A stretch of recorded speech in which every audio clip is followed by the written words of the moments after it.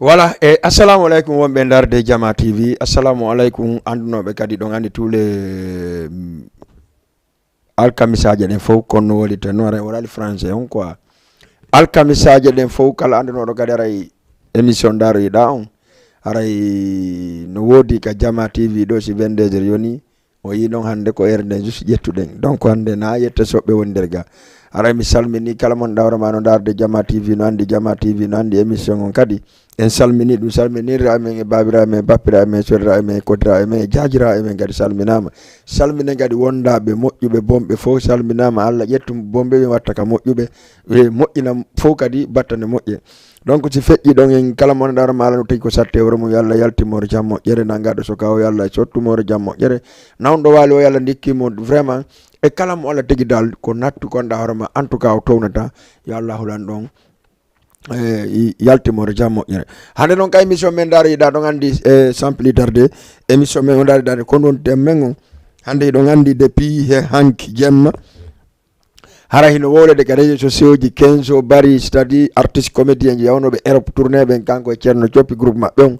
e 15 o ceerno coppi Oumar kamɓe yawno en Europe ɓe yehi Hollande ɓe waɗi Allemagne Bruxelles Paris tout ɓe waɗi concert ji maɓɓe ganduka aɗi resisi moƴƴa mais ɓe waɗi base molanaɗo kañum kadi en tout cas ɓe ɗayni Jama guinéen on moƴƴa est ce que ko ɓe ɗayni Jama guinéen kon c'est normal est ce que c'est pas normal parce que ɗaynugo Jama on c'est un peu gauche donc mais e ngal e yiɓe ɗayni Jama on no moƴƴa ko ɗum ɗaɓɓugol base min noon mi wolno attino olam wiwde on 15 o suuɗike min ni ko base jaraɗa tewto ko base vraiment ko pour juste no Jama on yewtira e maɓɓe walla Jama walla fi maɓɓe ko ɗum nanen mi nani bagada won son en tout cas fait une grand vidéo mais sa ndaari a marɗo hakkille a ndaara vidéo ji heddiɗi saabu promoteur jon d'abord vidéo mo waɗi on si a ndaarimo an tigui a anda est ce que 15 o suuɗike par ce que mi nanimo inna o yaadi e Paykunkun kanko so tawi Paykun artinalimo 15 o ko hoto hande haray ɓe yaayi laawol ɗon andi Europe ɗum ala toon famede moƴƴa mais min mi nantumin vraiment ko gotum par ce que ko golle maɓɓe ɓe woni e wadde ko base donc Jama on kadi o yi après Bruxelles joni o yi Laguiné ko feƴƴi ɗon kon hande haray merci beaucoup haray kala mo nanɗa hoorema en tout cas no falanade ka ɗuma en affiche ay numéro téléphone on direct e wawe yewdude hande noon kala noddowo yo noddu spécial 15 o bari on pourquoi ɓe waɗi ɗum ɗo pourquoi donc par ce que lendi ɗe mari thème molnaɗo e débat ɗo inchallah sen gayni émission men e hotiren Fouta on en artay ka o laaɓa e poyi enen Yamadou Badiane ɗe mari thème molnaɗo yewten fiɓe sonnaɓe men wonɓe Sénégal ɗo si Allah jaaɓi en daara noon sonnajo goto ɓattotoɗo takko men yewten fi mum haray numéro téléphone on kono wowiri noon 78 116 82 38 78 116 82 38 onon e DJ Bella Joli ha e 23 heures ɗe DJ nda donc ɓendi o addana en Jama wawa heɗade ndarude ɗo eɓe concentré ka émission daroyiɗa ɓayɗo gandi émission ko fimon onon téléspectateur ɓen fop wona o mawo nda ɗon kala ko ɓendi o addanalan ka télévision Jama TV acca gareji may voilà salamu aleykum allo allo oui jarama hiɗon e jang hiɗon noddanmi honto ɗon inne honno e nodda depuis Sénégal honto e Sénégal won ɗon eɗe jooɗi Ngor mi salmini ɓe Ngor ɓen konno wiyeteɗa eɗen jooɗi Ngor meɗen darde ɗo wonɗo wadde ko konno maketeɗa konno yiiɗa hande o heege jemma no ɓe wi lutti France noon jaka o arti allo acca voilà merci beaucoup en heeɓi auditrice jo goto wonon ko Ngor o woni ara mi salmini kala ɓe wonɗa ɗon si tawi clip o lannali mayi kono noon hande walla ne wawi hadde ɗon clip on e haray kono mi worenen noon haray toujours ko andintingol on hande émission ko spécial pour 15 o bari par ce que ɗon andi min noon ɓe yawno France ɓe yehi ɓe yawno Hollande ɓe yehi Belgique ɓe Allemagne ɓe Italie ɓe ɗum fof ɓe waɗi concert ji en Europe vraiment recherche moƴƴa comme no ceerno Joppe woliri noon mais tande ma hecci hanki jemma foppuno wiide ari 15 jours suuɗike 15 o darde acca ƴeɓɓe goɗɗo kaliñ kadi allo assalamu aleykum grand jarama nala toon hiɗa e jang sentuno welde alhamdulillah fewndi saba oɗo noon ene kajjata ni ne we a juumo kajjata e semi juumay ko Jama TV won darde télé mo ngon télé men ngon en tout cas mi andi ɗo kajjata rewos ni ka min ko Salimatu min nete Salimatu eyyi d'accord Salimatu naam ko honno yiiɗa hande ko ɓe wi Heege Jemma dogi France kon caka ɓe ɗayna en woni woɓe ɗayna en woni nawo ko pellette Heege Jemma hewti Konakiri min de haade min mi hoolanoki ɗum ko lawwal min kadi de har min naal mi hoolaki kono noon mi yiiɗo Heege Jemma ka aéroport Konakiri ino inne jama on awa o hewti ɓe wino o dogi kono o hewti gra min de ka hari mom mi hoolaki ɗum ɓana fel en tout cas hari dey affaire on watti e yette soɓɓen quoi min tawi min noddu wottere mi wonno Jama TV ɗe par ce que min ko omi darata merci beaucoup Salimatu jarama suba bimbi e kiiki de ko omi darata Salimatu ko télé ma nani awa kono ɗo metti heɓude goɗɗo nodda e haro no gonga ma mi waɗa e joni ko min weli heɓude mi weli télé on no weli defati moom merci beaucoup merci wattana en kadi ɗon Sénégal en seeɗa mi yisi wattuno en Coon Papa Coon Seck aɗa yeggitali ɓen noon kadi yo Papa Coon Seck e Viviane aɗa yeggitali nayi yeggitali kadi ɓen ɗon kono hiɗa andi noon waɗoɓe ɗum ɗon ɓen go kadi meɗen ƴettiɓe ga spécial goɗɗo no ga debbo ɓenne mayna on ɗon ko tama tum watta ɗo rugu debbo oya ono fujo voilà kono mo yeyi maggal barke Serigne Touba kono so arti inon e onen kadi wattan en ɗum ɗon ka enen kadi seeɗa ala probléme sallah jaɓi nani mi weltike moƴƴa mi dara télé on bimbi ekkike jarama omi won darde ɗo jarama Salimatu miɗo weltanima awa nani konno innata ɗo min ko Dj Bella min kadi ko Salimatu minete ko Yara mi woni Salimatu ko Yara wonda ko Yara mi weltanikema Salimatu jakada ka woɗɗi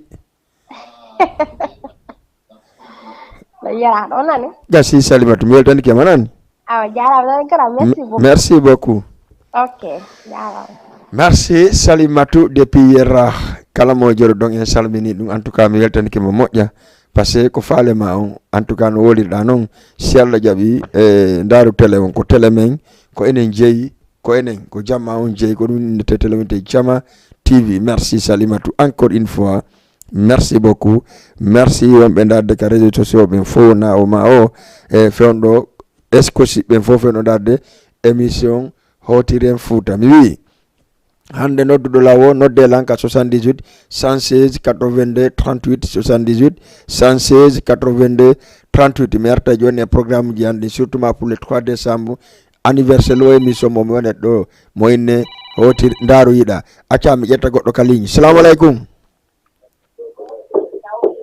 allo no marsude ɗa jang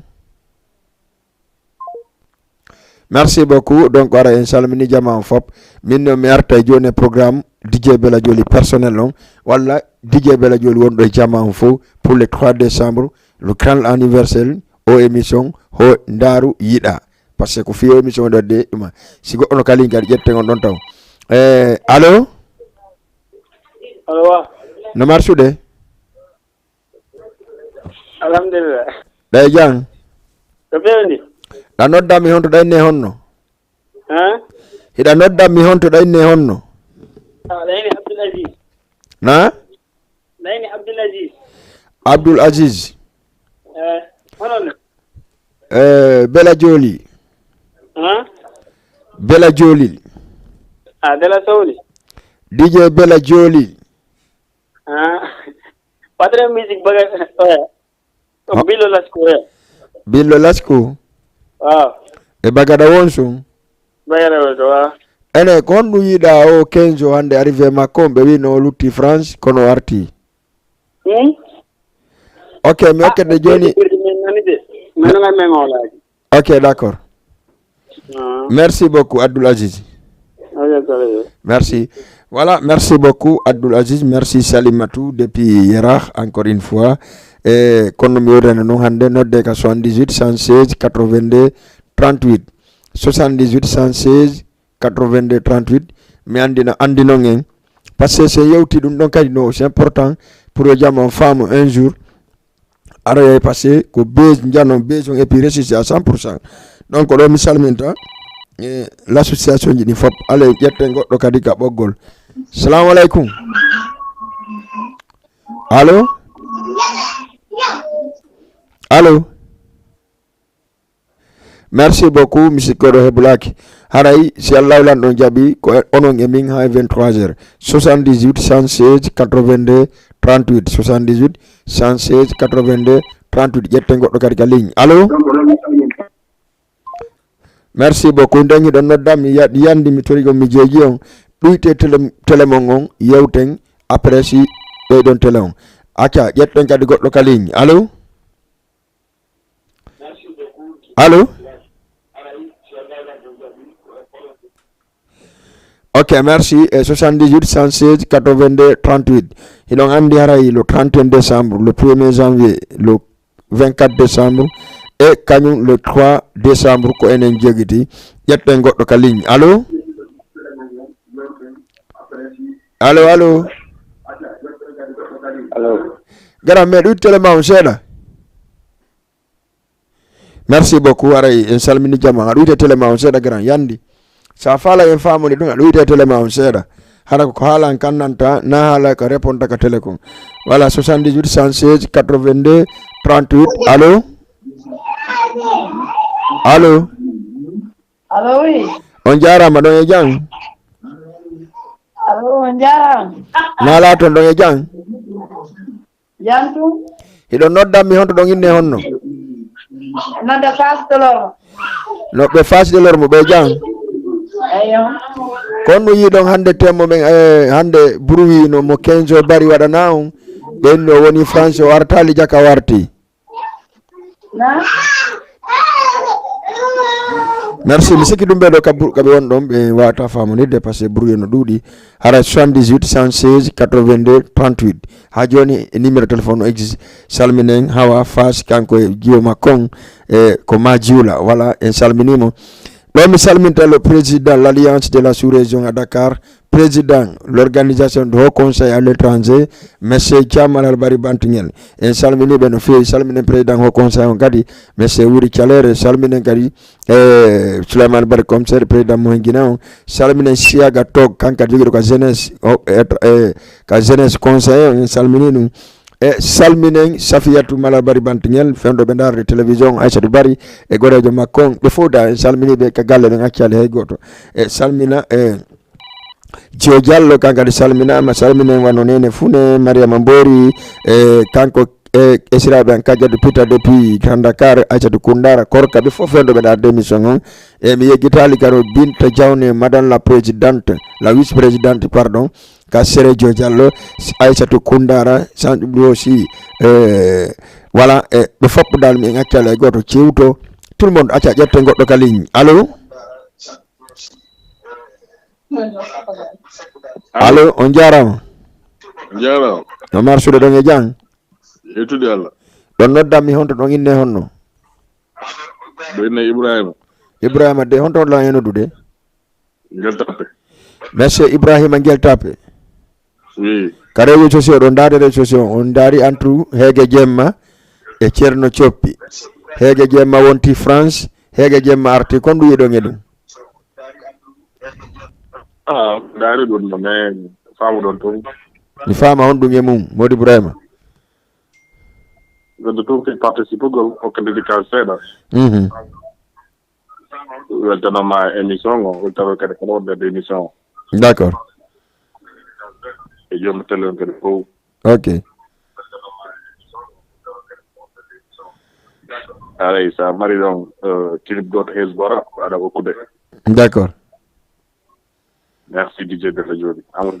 Merci beaucoup. Andi Tio Modi Brema Jodo Kavuri. Donc merci beaucoup. Merci 78 116 82 38. Voilà ko mi salminta kanko Amadou Badiane niveau génération. Pardon, excusez-moi. Et donc le 24 décembre c'est Allah no jabi ko kanko e Mamed Junior Fatako Anticrési et Sadion Iba Mar Diop de Dakar. Hara wota goto yeggitu wota goto tutu sakko leta acca ƴette goɗɗo ka ligne. Allo allo merci beaucoup. Haray so tawi tun on noddila yadi ɗuyte télé on wawi famodirde sina ɗum min mi heɓay probléme ga ka noppi ɗin ga mi heɓay probléme moƴƴa. Donc haray kono mi wordene noon le 3 décembre si Allah no jaɓi ko anniversaire woni émission Ndaru Yiɗa on acca ƴette goɗɗo ka ligne. Allo Allo oui. on jarama ɗon e jang. Ajam biye. Nam Loli. no muñña kon no inneteɗa ɗo noddammi honto. Yusuf Milde Loli. Woni ha Grand Yoff. Youssouf depuis Grand Yoff. Youssouf. Ay ko so habi fata ko goto fara. Ok son Habibou Fatako Youssouf mais okkete mo nani. Mo ko do la wona mo. Law kam hombo yombo. Ok gine on ko. Merci beaucoup Youssouf. Welcome. D'accord.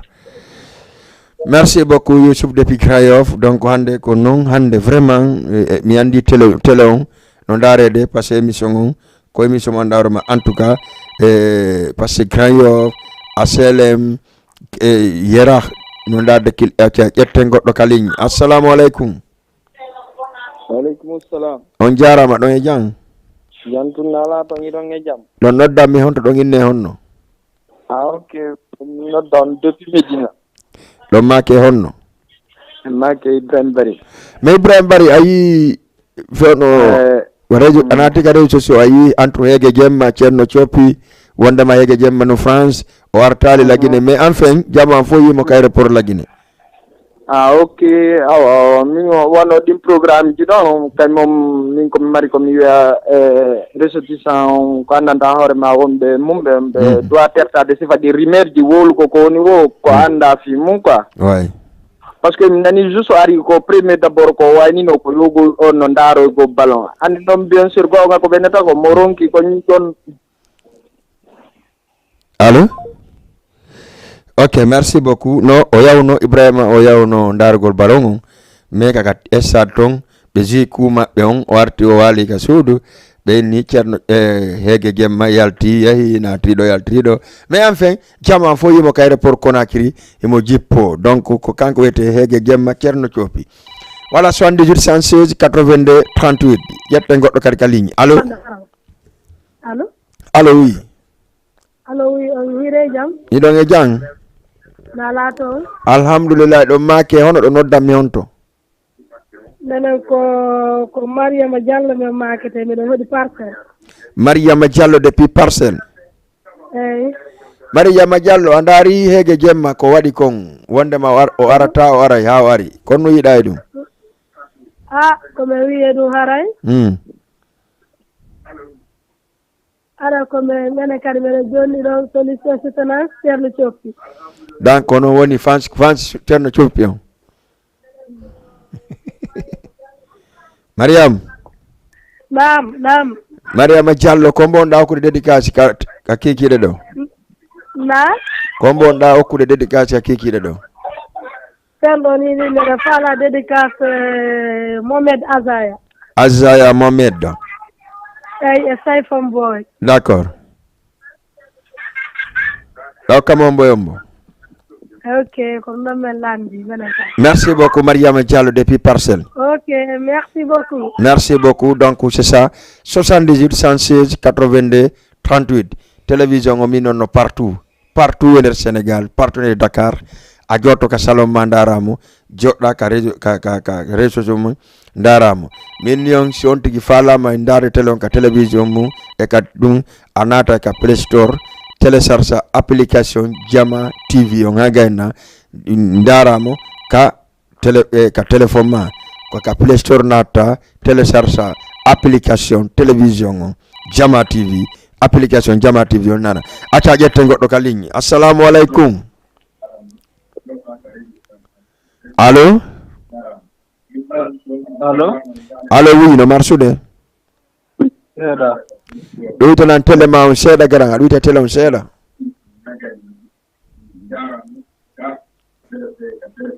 allo do to nan tele ma on seeda garanga sina famondir ta yandi ya foda. Okay, ko gotum bonale. Merci beaucoup. Da nodda mi on to dayne onno Mamadou Sali Sow.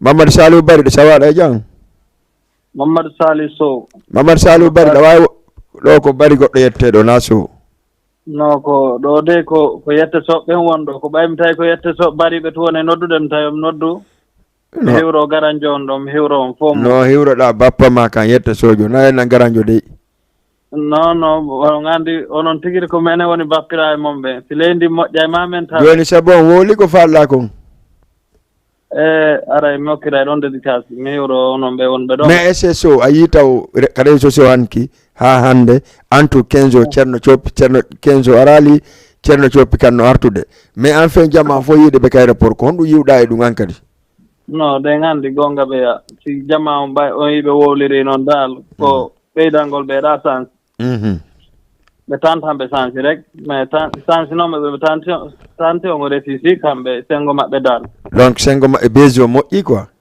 moƴƴi labama foti par ce que ko ni kamɓe ɓe farano dal ɓeeɗi kadi menen ko noon min yiiri vraiment ko noon goy kadi woniri na voilà par ce que hay si gonga ɓe hay ko ɓe andaɓe no ɓe gerdini no andi ka portojo e ka ɓalejo na gotum wonta gotu wallahi ko mo anda rek welda e nde dal en tout cas merci beaucoup yettaɗo Sow hakke hara mi hewri ke ono yette bari ɓen ɗon hara on yande on to ñaali hay goto par ce que ko bappira mom ɓe no heɗiti on ko morceau mbo falɗa a clip mbo falɗa joni ndareɗo mo wano Habibo en walla mboma ka dal mokkuɗon ɗo yette bari ɓen fof hara ɓe weltori merci beaucoup hara min hokkani ɓe tillel ɓen fof ha howta Medina hay goto haccako d'accord guine jonɗo Sénégal salminama mbeɗa lando so ndiya nan tampinali ɓe il y a pas de problème ok on jarama weltanama merci yo Allah moƴƴinani kamen en fof min allahumma amin allahumma amin ok on jarama merci beaucoup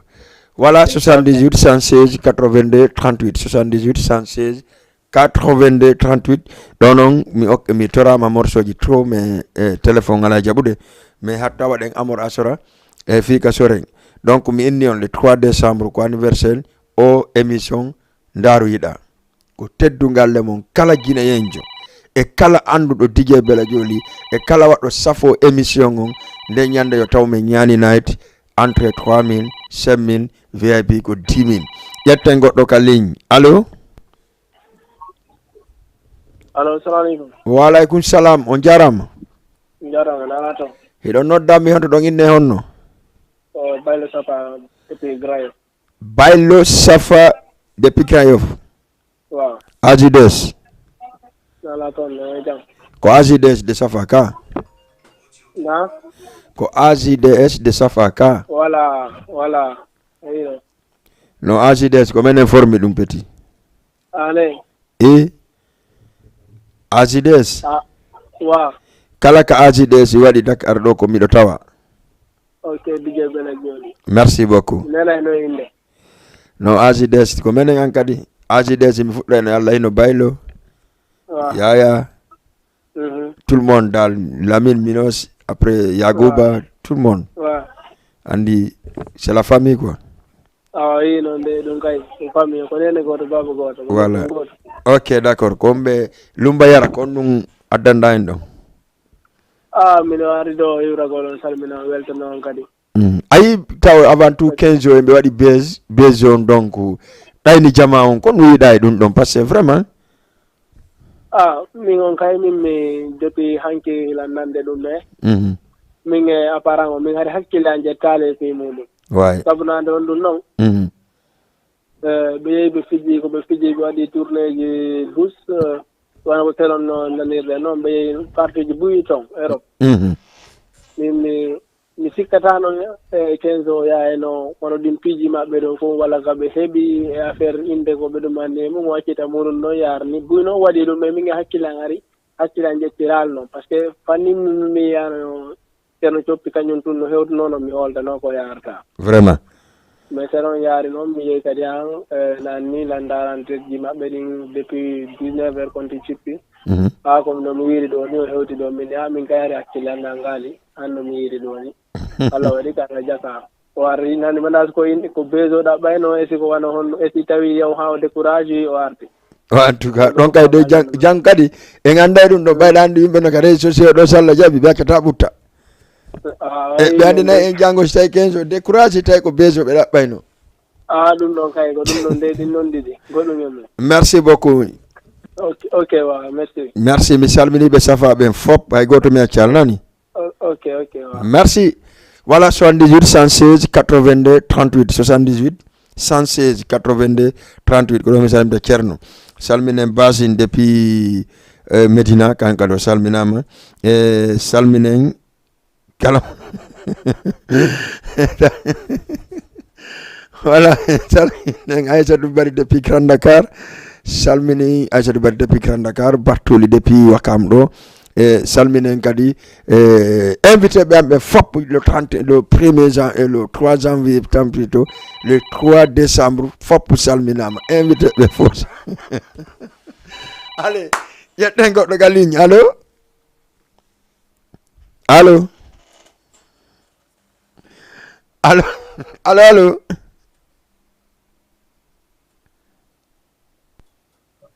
allo allo on jarama hiɗon e jang nala toon alhamdulillah no morsude ɗam fala yide o journaliste de face à face sikkina kam e marandami allo allo no a juumali de allo ok merci beaucoup aray ko ɗo mi salminta ami depuis ridis kadi salminama mi salmina wonno Habibatou salmina Aissata Dalen en yeggitali kadi no Mariama Dalen kamɓe fof ɓe salminama hakka Mariama Mbori e miñam makko kadi salminama mi wi on le 3 décembre ko onon e anniversaire on ka hotiren Fouta walla ka ndaaro yiɗa walla ka émission lapo mais ko émission ndaaro yiɗa on ko on wonɗen e feetande fi mum si Allah lanɗo jaaɓi le 3 décembre mais le 3 décembre mi invite quelques yimɓe ɗo seeɗa ka plateau men ɗo padde 15 heures are suflen ɗo premier gâteau on deuxième gâteau on ɗon andi basing en woni maren ɓe kumbaluɓe lo maren allez ƴetten goɗɗo allo on jarama ɗon e jang télé on ɗuytata seeɗa ɗuyt télé on ok merci beaucoup salmin Ibro Bosi katali makko salminama kanko e ɓen makko Binta salmin Juma Fas kankadi kanka ɗo salminama Jumari Neftayre jongo salminama kanko e ɓeygu makko kadi tigui en salmini kadi wanno Sira Kamisa depuis Rivende kanko e modi makko Juma sécurité momen salminen kadi wano Grand Moutafa en salminay kadi wano vraiment Siradio depuis La Guinée Conakry fe on ɗo mo ton salminen kadi kala wonɓe ka pottal fi ɓantal Fouta Diallo kadi salminama Thiallo Mohamed le président salminama Siradio kadi ka chargé de communication maɓɓe salminama acca ƴetten goɗɗo ka ligne allo Diye ça va ɗay jang nala toon ɗa noddami honto ɗayne honno mi nodda ɗon e Guel Tappe miɗo enne Abdoullahi Guel Tappe Abdoullahi besi ceerno besi 15 en on ko duyiɗa e mum si 15 o ndey odi gon hari nani noon kono andi na ko nanɗa o hooltuɗa sanke a yiyali oui a wata hoolade d'accord donc mais mi wi ko haaldon ko min ko ɓurtumbita ɗo sa komi nangi téléphone on nangi ɗo ginnaw artiji ko ɗon ɓurtumi hoolade way 15 o hewti andi ɓe heeɓi accueil kadi molanaɗo kay report noon komi fansiyo makko moƴƴan o kanko ceerno Cetien inchallah bientôt ɓe hewtay ɗo nani ɓe hewtay ɗo si Allah jaɓi e ɗe balle meɗen e mum ni noon ceerno Cetien kanko de arti walla wasa ɓe fof ɓe arti faut garder ça. Be fobbe hewti hande. Merci beaucoup. Non, je suis content. Non, merci bien. Le héros donc pense en fort. D'accord. Hangelan ni le fala don son Fodé Barrow. Fodé Barrow. Min kadi ko woni artiste yo angongoy. Yo kidon jama pop. D'accord. Ok, nanu yejite. No joni an kadi Abdoulaye ko ni. Anki mi terno do DJ jama som Fodé Barrow. DJ Bouba, DJ Bouba. Il n'y a pas de problème. Il y a de nani Fodé Barrow. Régime, prépare un Fodé Barrow. Dans le clip tout de suite. Artenyamum. Joni Abdoulaye nani. Merci beaucoup. Ok. Il n'y a pas de problème. Merci beaucoup à 78 116 82 38. Misalmina Kierno Kanimondara Milo. Kankado Kama dédicace. Après Zagaboy. Nous après non. Ça a été mis sur Angolani. Voilà, l'économie non spécial l'anniversaire de Bella Joli le 3 décembre au Nyani Night Club. Donc samedi le 3, tête de le monde on harande amin on faut paraître on invita on nodita ndanyande yo fidien jalen. Donc tu fais le 24 décembre.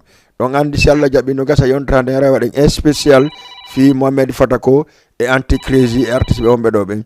Yetten goddo kalini artel lantrano hezbo rap trano raga bambang tora kadi Fodé Barrow. Allo oui. On jarama do jang.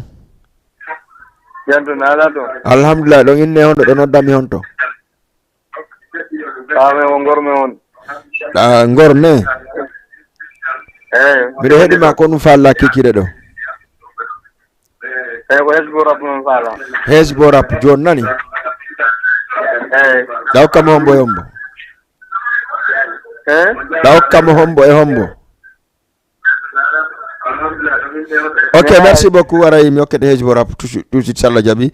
Bon si feƴƴi ɗon ko ɗo mi salminta wano yimɓe amen ɓen foppo kadi famille an on fof ko ADKP walla ko Afdel sa wi ADKP a wolay jolil waɗa kenkon waɗa kurawal lefetore waɗa e pellel wala haray ko kamɓe woni ko ADKP mi salmini on miɗo weltani on mi accali hay e goto donc si arde noon ko Abdel mi salmina kadi jama Abdel on fop ley fellon fof ittande man ndeylo to sokun wa safrullah ittande man ndeylo afiya ha ndeylo mangol ha memano e ma dungil ha cewgol hara mi accali hay goto Ibrahima Tunni Diale mi anda si ɗaɗo a waɗilanode keskia ko ɗum waɗi petit donc en salmini ɓen ɗo salminen koto ju kenkon e ɓeygu makko kadi e famille maɓɓen fof ɓiɓɓe makko ɓen fof hara ɓe darde kamɓe kadi prix 5 en salminiɓe mi salmina Sira Malado kenkon kan kadi mo darde kanko e Mariama Siré mi salminiɓe ɓiɓɓe makko kala mo daruma en tout cas komo jolil walla mo kenkon miɗo wima big up ka télévision Jama TV ƴetten goɗɗo ka ligne allo on jarama hiɗon e jang Jantum. Eyo, iɗon nodda mi honto ɗon inne honno. Eɗon nodda on depuis Rebos. Rebos. Eyo, ɗamake honno. Na? Hiɗamake honno jaja. Layne Mariama Kindi. Kindi Mariam.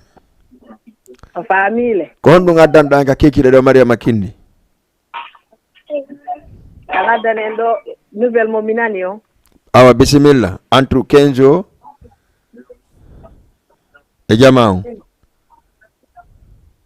jama on de hari wowli ten so suudi kanan hari de ɓe wi ɗum andi ko yetta soɓɓe wolta ɗum yetta soɓɓe de ka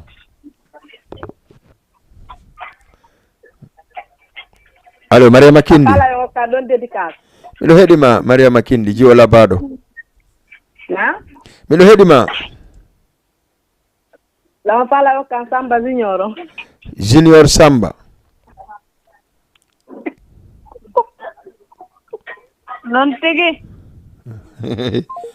merci beaucoup Mariama Kindi depuis Rebos en hokkaymo Samba Junior donc waray ko ɗum woni salminen kadi jeune ɓe gollayɓe marché tillel ɓen foppo na o ma o mi salmina Souleymane Barka SB Vision wono Samba gollayɓe ka place ka Grand Sindelo salmina Diju kan kadi fewno ɗo Diju Masi mo darde depuis Medina Dijo merci ange fami ma fo mi salmina dum e mabe ngi bengulima e benguma tamino didi de hande aranon piatam e benguma la salminamo salmina monsieur Sidi Ndelo président jeunesse moy Guinée mi salmina famata binta e nege e Mariam bengulima ko di fo salminama e pay ko fo mi accala e goto donc mi salmina ka don Abdul e Mamadou be Ndelo ha le fita fo salminama acca jette goddo ka ligne assalamu alaikum.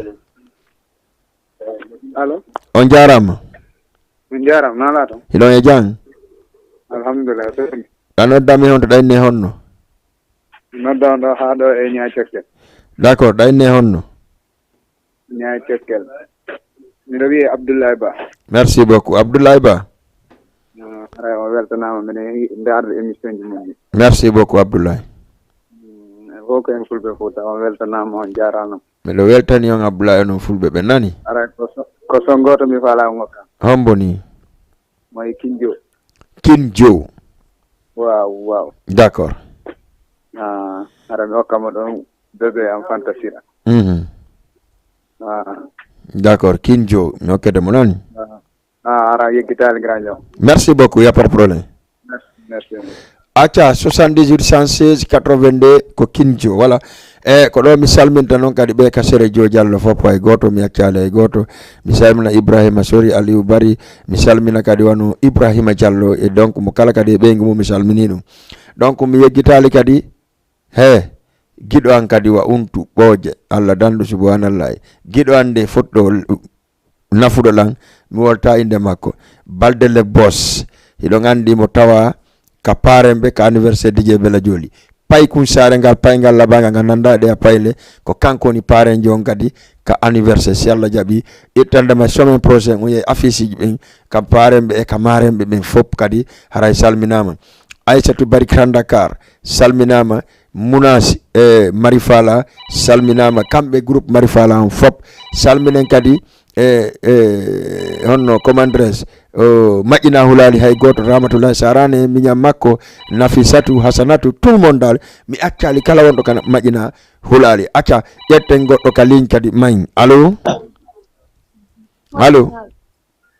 oui on jarama de na jang jantum na lato na nodda mi honto dayne honno ando no botti alhamdulillah dayne honno da nodda mi honto depuis Grand Dakar. D'accord, Grand Dakar. Be Grand Dakar ben no jang. Alhamdulillah. D'accord, inde den ko honno? Bin ko Sal Bobo. Sal Bobo depuis Grand Dakar. Sal Bobo depuis Grand Dakar, d'accord. Mi do hedi ma kiki do anka dayi kare socio 15 arti 15 arta 15 arti 15 arta 15 arti kondu yida dum. No min kay don. Parce que jama buinati no wolde memene meron ko de résultat ko laabi ay fitaw wala no ko benonna o studi ke benonna o studaki afami mais quand même meron ko de résultat ngay fu donc résultat ko hondu no mene me hum pan de tonsita yo hewtuti ko dum no ma belande résultat fo ko 15 e cerno coppi be hewti lagine hande ka 21h30 do be jippi ka aéroport. D'accord. Donc 15 ko bezi wonno wadde nafi question hari o suudike. Ok. Kono o hewtiti hande ka aéroport Conakry. D'accord. Nani? C'est que do andi jama on kadi wobbe wala ko ala ton quoi ay wona de ma bonno inde rek. No afamali andi ko bezi bon dabbude donc c'est ça kambe ko be comédien ko dum do piji arrange be. Ok. Voilà. Merci beaucoup. La sala bien yo kan songo to quoi. Wala son hombo. No, son do siphon non. Son siphon, d'accord, mais ok, monani. Ok. Merci beaucoup 78 116 82 38. Haray, merci Pay Kunsare Mondar Dendo. Merci kadi Mamadou encore. Merci Mamadou Madiou, Mamadou encore. Merci Pay Kunsare nga panga la bangal donc anno yondrandi kanko no invité men on do ko no hebi gantu seda mi sikitun so o gayni o nodda en no gasa yontri hande salla jabi wara jodden do yewten fi lagine yewten fi ko watta kon parce que ko watta kon no labano foti donc Pay Kunsare ida andi ka woni pare njon janon le 3 décembre salla jabi o nyani night merci jette goɗɗo ka ligne allo allo allo oui garam mi ala maynande moƴƴa ka a hirtaki taw ok merci beaucoup haray déjà o yeeyi haray ko ɗo mi salmini jama en fop on ɓe kadi e sosoɓe merci monsieur Ibrahima no darde kañum kadi 78 116 82 38 allo allo allo allo oui on jarama ɗon e jang jarama iɗon e jam alhamdulillah ɗo noddanmi honto ɗo make honno menen ko ri 5 min hoyi ri 5 Medina ri 5 e Medina angle corniche awa miɗo heɗima ɗawi e honno mbiɗo inne nenen Diallo ri 5 nenen ba ri 5 eyi nenen ba ko honɗum won falla addoya kikiɗe ɗo an kadi hala ko mi ina saɗon ko bienvenu ceerno Thiofier nda ko kaga maɓɓe ɓe hewti ɗon haray bona way en tout cas ɗon dey ɗon bonaka ko maɓɓe ɓe arti vraiment haray ko mi ina saɓe toujours to ɓe découragé ko bonne chance rek d'accord ok joni miɗen hiiro ɗon ɓe Medinaɓe miɗen hiiro ɗon Mariama Diallo ri 5 d'accord merci merci beaucoup nenen ba depuis 5 78 116 82 38 DJ addanan ɗon taw clip moɗɗa o ham yarandi yan taw par ce que si tewti ko auditeur ɓen auditrice ɓen tun en watano nde goɗɗo clip uji maɓɓe ɗi mais il faut que ɓe accella yiɗi taw ko écran dans 3 minutes après ɓe artema ƴetten dernier auditeur on avant tout d'abord yen arka clip allo allo allo liggéeyɓela on jarama goy hiɗon e jang yantu nala toon alhamdulillah ko homɓe de Hajja Mariam depuis Wakam Hajja Mariam depuis Wakam no émission no weli de merci beaucoup Mariam Allah nawro yeeso ɓuri ni allahumma amin ala on hokkan kumpaji de Wakam Jomba d'accord nani mi hokkani Modi an bébé Mouhamed d'accord bébé Hasanatou yaye Aïcha yaye Mariama d'accord haray noon lan habbimo joni e bébé Fa si Allah jaɓi nani merci Mariam ok merci beaucoup addan noon kile pour d'abord fuɗɗoɗen ceerno adna mi ndiyam mi yara par ce que ɗa andi affaire ji ɗin wonco wancannike mayi régime c'est baro voilà ɗon andi Fodé Baro ko international goɗɗo ka ligne acca ƴetten goɗɗo ka ligne salamu aleykum allo allo ɗiɗi allo tati wala aray ɗon andi si Allah goɗɗo no ka haray si tawi tun affaire o koye no ñelkinade ga acca ko ɗo salminten acca ƴetten goɗɗo kadi ka ligne ɓoyo mi ar salminangon Modi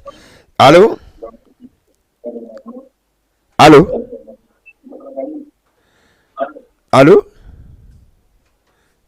merci jërëjëf merci beaucoup 78 116 82 38 sengi wi ɗon aren hesbo rap sengi wi ka hesbo rap aren ka raga bamba sengi wi ka raga bamba aren ka kumpaji de Wakam sengi wi ka kumpaji ɗen toranno sayfo tout ça est là acca ƴetten goɗɗo ka ligne assalamu aleykum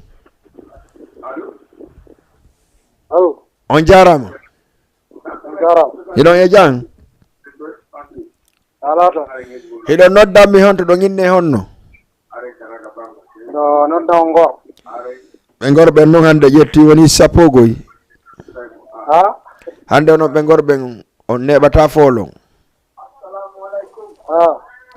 ok konno ɗum addanɗa ka kekiɗe ɗo an kadi konno wiyeteɗa lan fala hokkan ɗon dédicace hombo fala hokka Mr. Wulen kanko e nakaɓe yimɓe onno ceerno Mamadou anti crazy kanko e one time d'accord daga Fulawa mi faami wiiɗo daga Fulawa voilà miɗo fala hokka on ɗon Sonko mi hokkama noon faylande fof mi jooɗi nde Ngor gentiti on ala problème so Allah jaɓi Merci beaucoup. Voilà, 78 116 82 38. 78 116 82 38. Hey, minnon hande kadi ko hande ko hirande kabani basi wela. Ido ngande s'ouvre Jama TV que pour vous. Hey, wona hala ko hala wada. Jama TV c'est comme ça. Minnon le 3 décembre si Allah no jabi l'anniversaire émission Ndaru Yida ɗum ko émission waɗade ɗo pendant 7 ans 8 ans 9 ans mo wadde ha hande mi waɗal fête makko mais hikka je pris décision pour faire une grande fête acca ƴetten goɗɗo ka ligne allo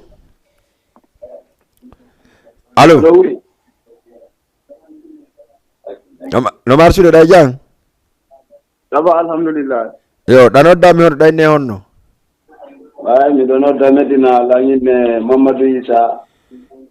Mamadou Isa Medina. Wow. Mamadou Isa kon no wayda e jang. Saba mawɗo no welde jemma on no welde de ɗum mbaɓɓude quoi. No muña ko dow yarete.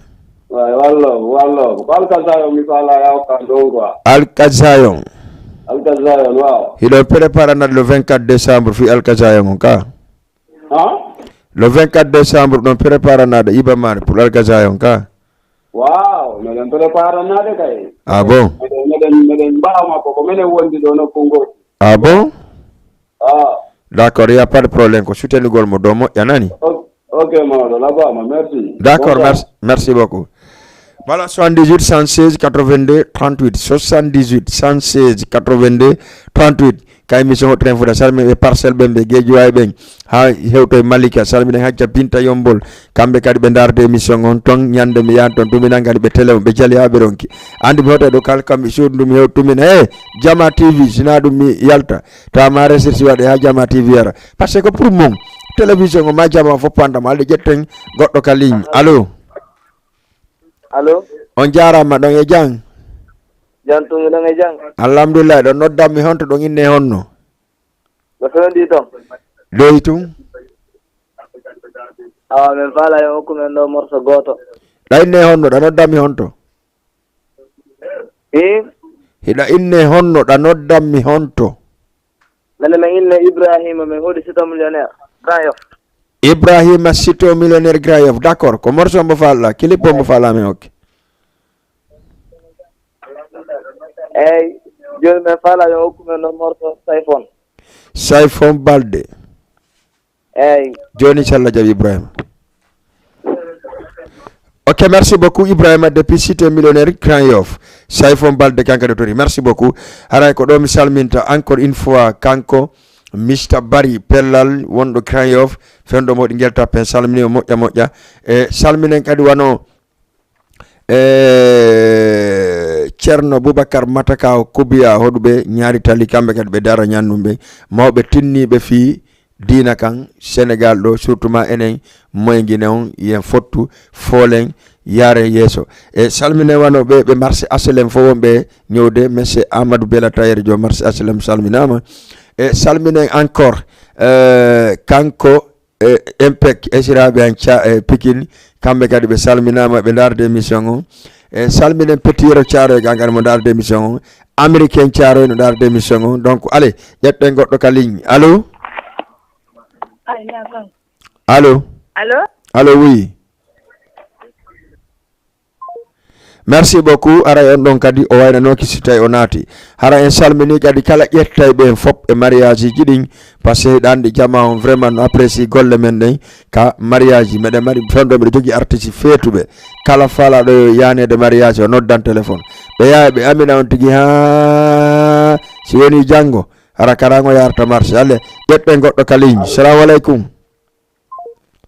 Voilà, merci beaucoup. 78 116 82 38. Merci Amadou Badian encore une fois. Mi salmini kala e wonɗo fewndo habbiɗo concert le 24 décembre l'an 2022. Hara en salmini ɗum. Par ce que ɗon andi he min no wodi gatiɗi. Acca ƴetten goɗɗo ka ligne. Assalamu aleykum. Allo oui. Allo oui. ko fewndi alhamdulillah ɗa inne hon ɗa noddami honto alhamdulillah ɗon e jam no journée o ça va alhamdulillah nani en to fone jam ɗa inne honno ɗa noddami honto miɗo inne Ibrahima miɗo nodda on Fass. Ibrahima depuis Fass. Fass. Fan. Fass. D'accord, Ibrahima miɗo heɗima. Fass. Ok, merci beaucoup. Yandi fi Allah c'est yewta du on ɗuyta télémon parce que sinon en wata yewde. Hara merci beaucoup encore une fois. Donc haray en salmina kadi wonɓe Medina ɓen fewno ni connecti ɓen parce que vraiment fop no darde émission on fewno ka télévision mum min no Medina ota on anu coode ka salo mo daron télé on allo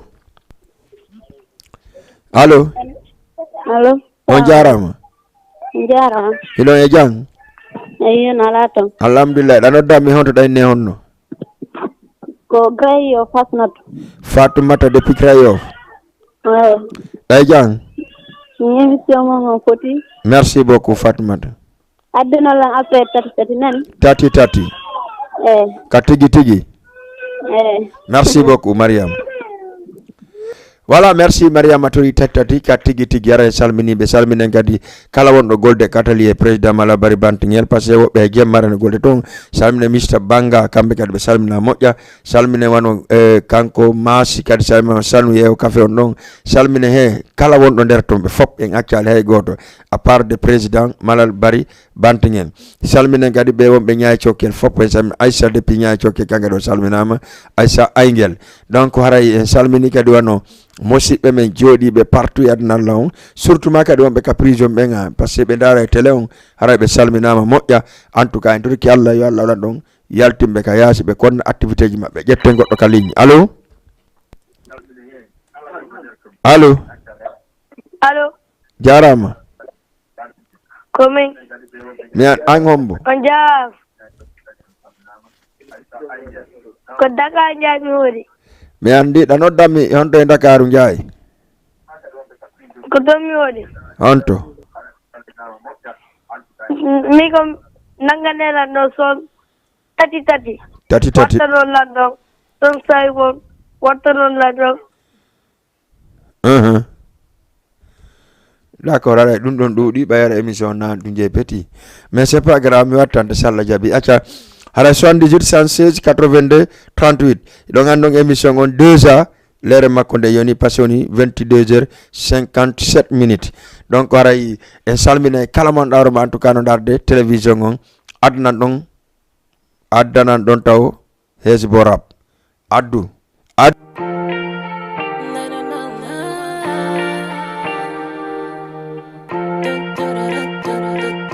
ko rondiɗa ko meɗen renti enfant ko tawolu fima ko dowa tefa sina undugal e wowru watto fina bembi law ƴoga ndiyan rotta ñiiri naɓa yeeya ka binde taraw haɓɓitoro wajimɓe sappo jinda ɗo hata ko jawɓe fiita ɓiɓɓe toro ka kawte modi mase lima wo joni a laaɓiraka a jibinta o muyna en ɗiɗin a laaɓiraɗa o yeggitimo hakke nangi lumbata sirata yande muño watta wullo wonde niɓɓi tay si laaɓa allah gonga sakkoɗano a yiɗa bonki sakko yi'a gorko sakkoɗamo woni palima tatanos ɓiɗɗo ma on ko kala butane naɓatamo sugumano fanɗi metti yuuɗe ngu jamanu jokkodira e bandi tarta guuɗe fiyo ñaamu a nanda e ɓen rewɓe fijondaru a tiɗinaɗo jigella moy sa wajur wala sa soxna sutural ko fexe ay yitindom sa soxna dëkkal ko cër bi mu yelloo nga jokkal ko sukar ko ramal ko moyo sa tabi ajana hay si tawi o ronki o hollirali ɗum imo sattini tambitiɓe guure nden mbimodi makko faati eɓe acci awdi kono ala ɓiɓɓe janduɓe ɓiɓɓe sina makko ɓe wo ɓe jonnatade pansi woyomoɓa hota guine ɓayɓe yoɓatta luwasi o noddi faaba kono siɓɓe fof ñobbi juuɗe goto jaɓali yaade woɓe sali ɓe ala koyɗe joni o yondinike o halfinika bonata ɗon himo weela kono ko ayɓe woni o domata ɗon muusime o hollirika kuuɗe dimo hersa ngal gorko hani rondade o ƴelli himo seppa a haajaka e jindugol haysi ko joni lootiɗa ka tabal ma arɗo wo tawa hira sa ɗon tiga hirde pooɗa nden ka watta ɗon an a fokkita hirande fayɓe ɓen no timmira ko ɗum jokkuɗa ñande goo arayde fowtiɗa jigella moy sa wajur wala sa soxna sutural ko fexe ay yitindom sa soxna Tekel ko cerbi mu yellow ngajak koko Sukar ko ramal ko moyo setabi ajana Ballal Allah ngal no ɓuri kadoji Père Noël ko muñal gayni haaju ndaaru joni honna way yahayɗo Fuuta woso humpiti kew jonno ray sikkunoɓe ko ufi kon ɗo yo hettu foppu ñolay hande ko ɓen herti sali ɓantade ɓe fonda so ɓorni ke wawti tawi mo bantade ɓe wonde saabu gayɗe fo o uddi maadi suudu ndun o melti kasalon ɓiɓɓe makko ndaray mike harano welti so muñanoki hanki est ce que hande heɓay ɗum ɗo aɓa goɗɗi ɗin si waɗi ko ya munno wona bunɗo ande luttata e tande waɗɗo Allah jatigi ka adna ɗo leçon jigo ko hunja ko landaki be si gonɗima ili a muñike ko ɓayɗa wakkili ko ɗum addi yo courant aru wayno da e battérie si rewɓe foppo wawno wamma goto ɓeɗatanoke ɓe muñanoki hanki hande ko ɓe ñeɗata loope jigéen la mooy sa waajur wala sa soxna sutural ko fexe ay yitteem doon sa soxla Tekel ko cerbi mu yellow ngajak koko Sukar ko ramal ko moyo setabi ajana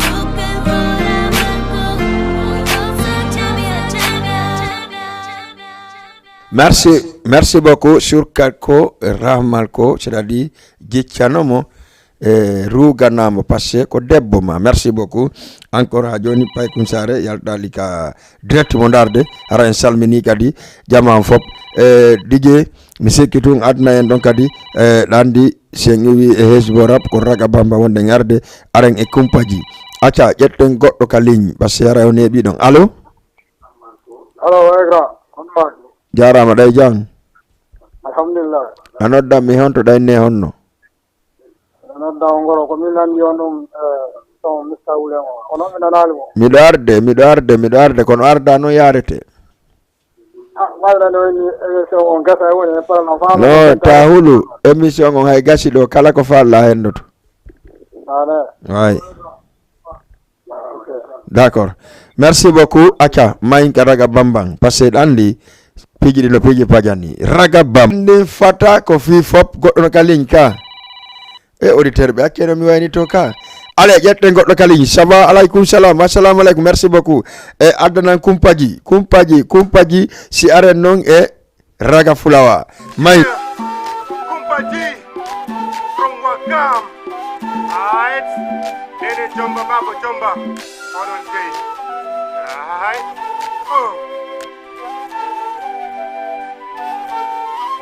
Hey, Mariam Aisa to hande ka waye ko worbe be ngarti do wojja mambe humpanyande mariasma. Hey, ono acce bondugol inde goddo. Ono nyande wo nyande ka jodi do wo ko inde goddo no bonnude. O gonnun andan tommo. Acce bondugol inde nyaw.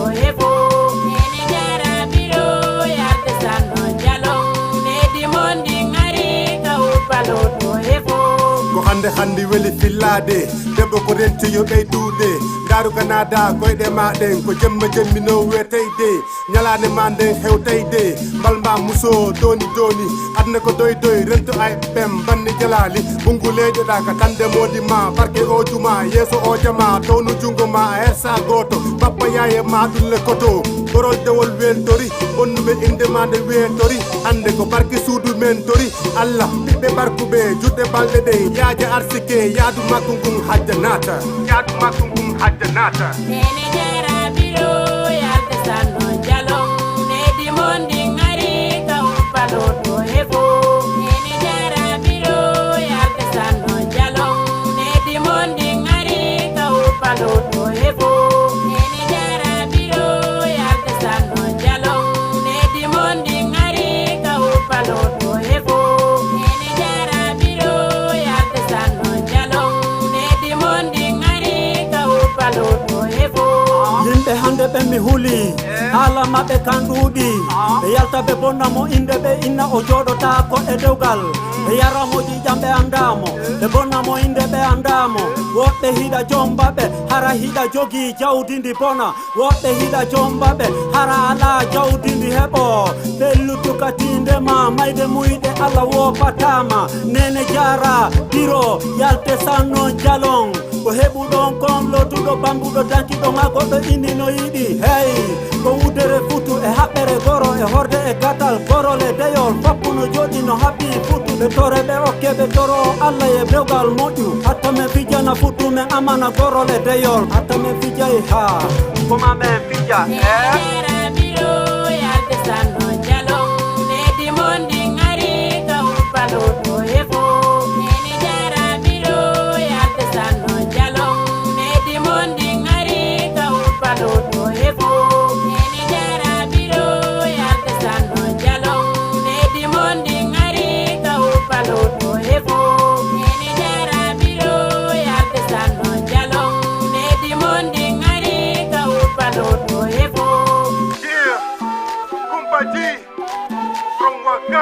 Voilà, signé Kumpaji de Wakam, songono wiye Nene Jara. Merci Hassanatou Firia, kanko di Keron. Salmini mo moƴƴa depuis la Guinée Conakry, salminen Hadiyatu depuis Diamniadio, salminen Hawa depuis do e Grand Yoff, kamɓe groupe maɓɓe fof ɓe salminen accari hay e goto pulle donc andi si Allah ɗon jaɓi le 3 décembre inchallah ko anniversaire o émission wiyeteɗo Ndaru yiɗa émission o wiyete haray ko ɗum waɗi siɗe wadde anniversaire makko le 3 décembre o ñaani night club hara en salmini paremɓe ɓen maremɓe ɓen invité spéciaux ɓen invité d'honneur ɓen fof ɓen salmini mahindaren raga fulawa ɓay ɗo gandi signé one time voilà merci beaucoup ɗo gandi koni Amor Asra joni sen yimɓi ɗon kadi ɗo gandi Sayfon nottora Sayfon balde e Alkaza yo nottora haray kombon goɗɗo ka ligne goɗɗo no sona ka ligne goy allo merci beaucoup mi sikki a neeɓi yafoɗa yande yafoɗa may daren Sayfon balde min no he ko hirande ka ba niɓɓay si welay o yi fewn ɗo mi okki on 10 minutes neɓatade mi okki on 10 minutes e émission na neɓatade mi okki on ni 13 minutes émission on pour caché ko onon téléspectateur ɓen waɗi yomi joɗɗo mi wata yaade on heɓade ko falɗon ko e jetta goɗɗo ka ligne allo jette goɗɗo allo jarama ɗay janno marsude nala toon ko bari mi yetta ɓay min ko bari mi yettete ka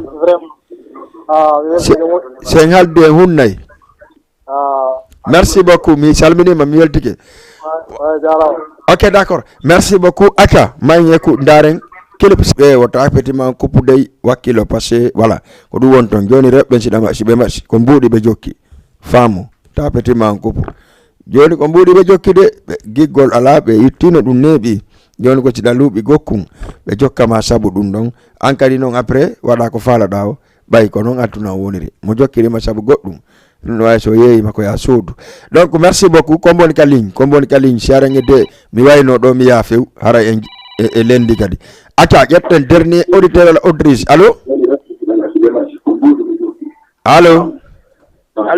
jarama ɗay jang Jantum ɗayne honno ɗa noddanmi honto ñawli keynene min mi yoɓirama honɗum awa bisimilla ko ɗum falɗa bela ɗo yo kuɓe hokkan Ousmane Paye kanko e Mousso Camara s'il te plaît min kadi mi ñawlike mo mi acci koy to jawɗo mi ñawlima inde nde ñawlam morceau inu bela ko Paye makko Medina kanko aɗa wandi d'accord Paye ko Medina merci merci Ibrahima merci beaucoup voilà merci beaucoup aray voilà Ousmane Paye kanko e Mousto Camara régime yakkidima e ɓen ɗon Alkazayon woni arde hara en salmini kala wonɗo darde émission on en salmini kala yiɗnoɗo émission o ƴette goɗɗo ka ligne ɓe auditeur ɓe miiɗa akkude ɓe e miiɗa akkude on wallahi allo oui on jarama jaram hiɗon e jang jato alhamdulillah hiɗon noddami honto ɗo inne honno Ko Striker Junior. Striker Junior. Oui. Depuis onto? Depuis Geltape. Geltape. Oui. Mido hedima? Aray ko lanfala do shoma ko Striker quoi. D'accord.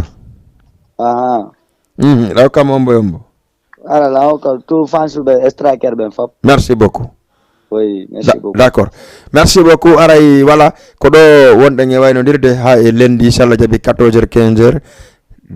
Lundi non kadi 22h 23h ko ono nge min Amadou Badiang tem molanado parce que nyande ma fenci tem piji din rewen ka rewete don dare comment on va faire parce que meden fala debbo goto invité mo do o tawe temo parce que ko fisionna be inshallah no jabi en dara si tawi en yetta goddo ka association ji suwake mari fala suwake majina wulali suwake sere jo jallo suwake ka sere sa rival e suwake ka sere nene goto la ka foli reba la ka fotti foli en tout cas be hebude wo salla jabi on to jara jodo do ka plateau do wabe yewde parce que piji bu no feide do ka hakkunde men do no hulbini drama yewtere dum joni mo kala hersa mijito ko woni wadde ko parce que no wadi piji go vraiment ko angal mijitare dum do si nabi makana ma no sa welama a nyamire no yiruda o mais après sa heboy goddum bantoda honto tawde dum don sempre gosi musibe watane ngila haray merci beaucoup mi salmini kala wonno do darde émission on jonno do ka télévision mo darde émission tan akidu télé